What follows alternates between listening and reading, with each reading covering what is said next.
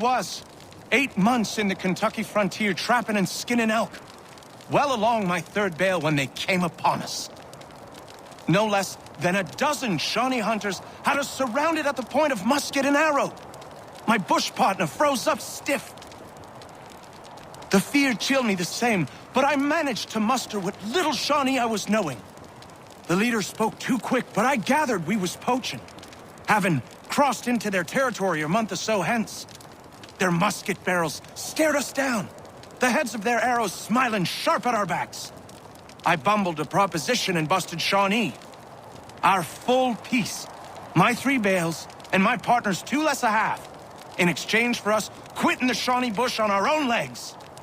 Leader nods to his boys. They load up our take and start back into the trees. The honcho stays a spell longer, just staring right through us with his 2 black eyes. And then he was gone. We picked up, set back east the way we came. Months of profit lost, but our own hides intact. Never saw the Shawnee again, but I know they was following us. I could feel their eyes on our backs, clear to North Carolina.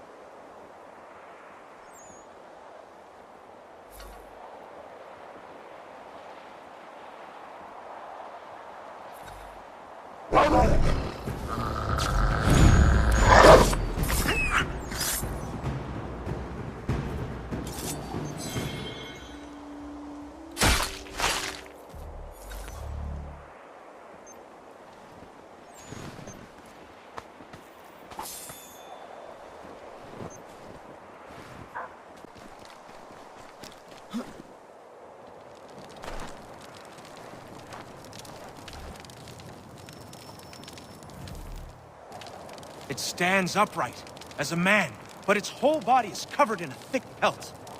Its gait is slow and lurching. I've seen it with my own 2 eyes. It's clever.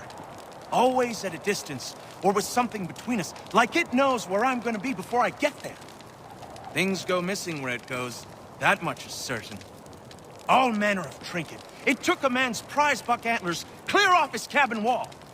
Takes kills out of traps, too, wrenching them open with his big mitts. Somebody should find it and bring back its head for the whole world to see.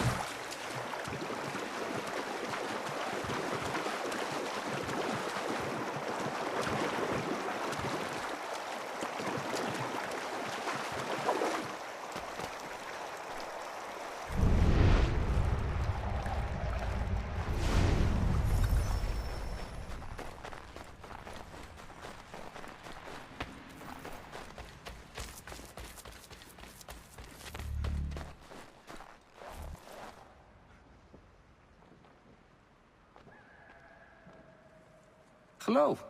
You're the chap that was down the hill, yes? Welcome. Care for a leg of venison? Maybe a hen? I have some lovely wine if you like. A Bordeaux. No, thank you. Who are you and what is this place? I'm just a man and this is my home.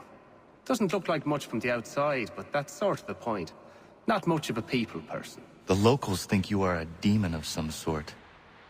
Is that what they're saying now? Probably frustrated on account of my naughty little habit.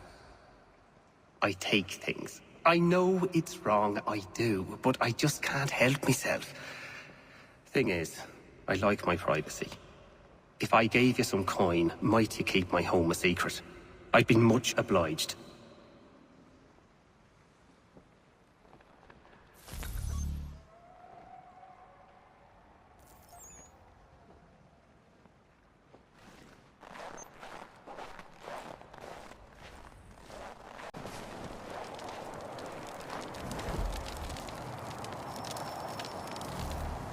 I'd been out in the pucker brush for 6 weeks. Game was scarce in the area, and my belly needed filling, so I broke for the coast and some crab or lobster from the tide pools. That's when I saw it. A lighthouse said to have been abandoned years ago, but there it was, fires a-burning. Then the sound happened. A moaning in the wind. My heart crept up my throat so high I could taste it.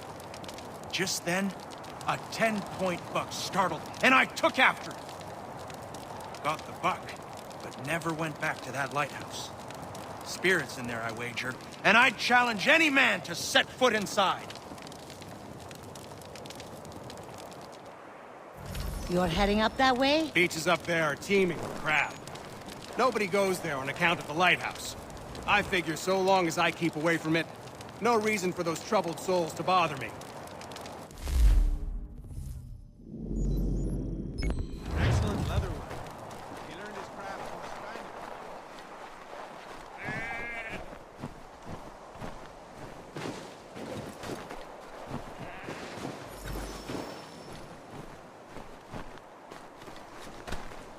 Crying in the wind. I've heard it. My wife's heard it. It's there. No mistaking it. Spirit.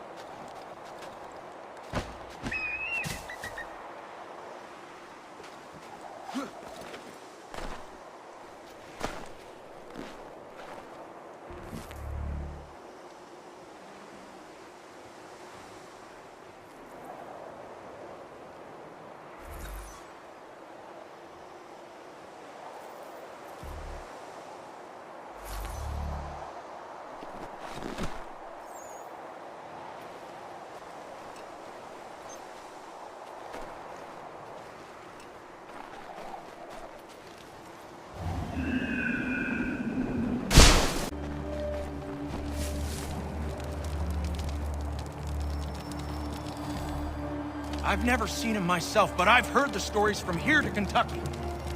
A German mercenary, Hessians, what they call him, was fighting a battle when a cannonball took his head clean off.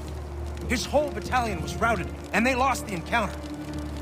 But the lad didn't die. He's been wandering the bush on horseback around the battlefield ever since, searching for his head, chasing innocents when he sees them, taking their domes for his own. He wears a pumpkin for a head now, until he finds what he's looking for. Like I said, I haven't seen him, but I have seen the bodies he leaves lying about, headless and grotesque. God rest their souls.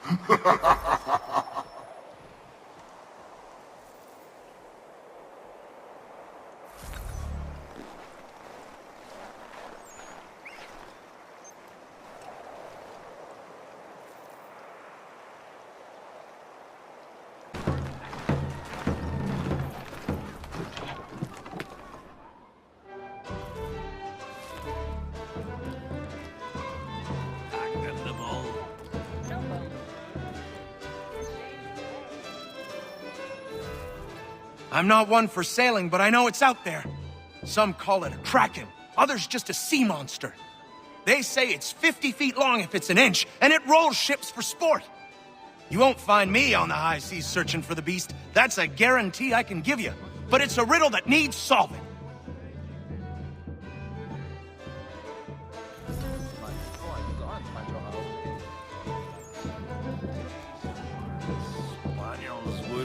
Go on, you.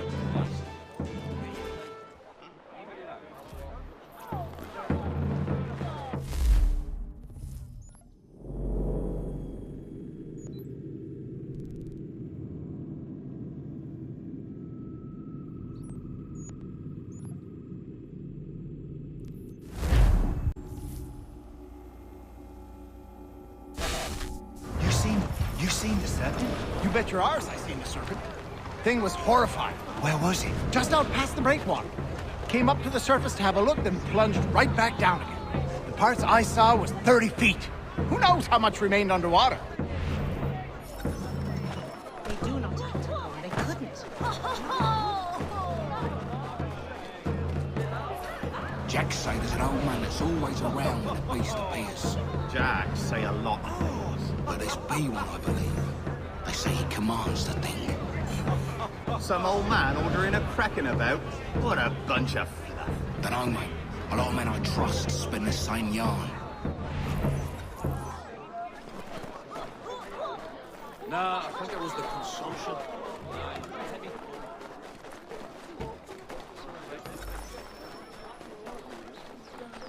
You hear the serpent weaver died? The old thief's buried not far from here. Man was up for life. Good riddance. That old fellow people said called the Kraken bought the farm not long ago. Nobody's seen the beast since. So it was true then. Didn't say that. Maybe you could ask his widow. She won't leave his grave.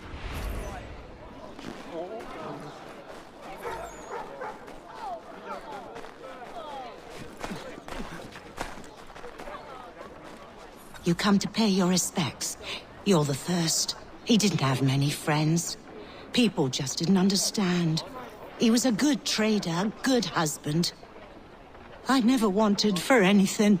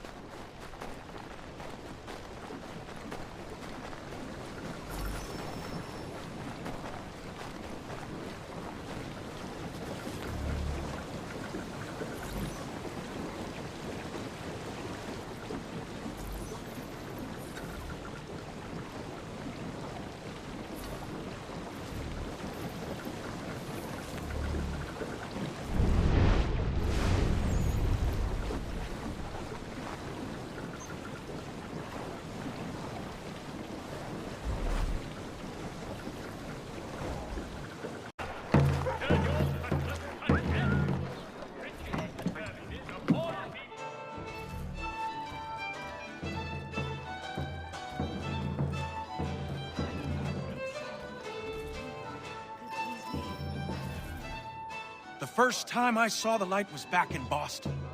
I was trading my biggest take of the season when the fire rose behind Beacon Hill. Went straight up in the night sky, past the moon. Then it was gone. I wasn't alone. Those next to me had their heads cocked the same, craned as far back as it could go, mouths agape. Couldn't tell you what it was, but I can tell you it wasn't of this earth.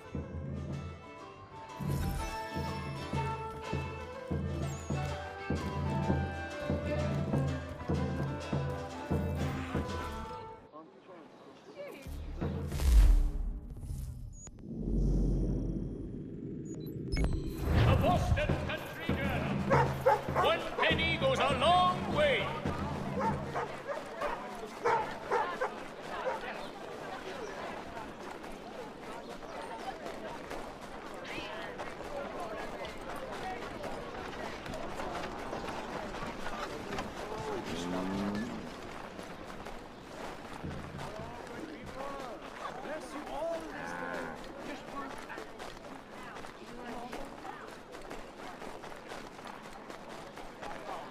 I am having many things for to delight you, my friend.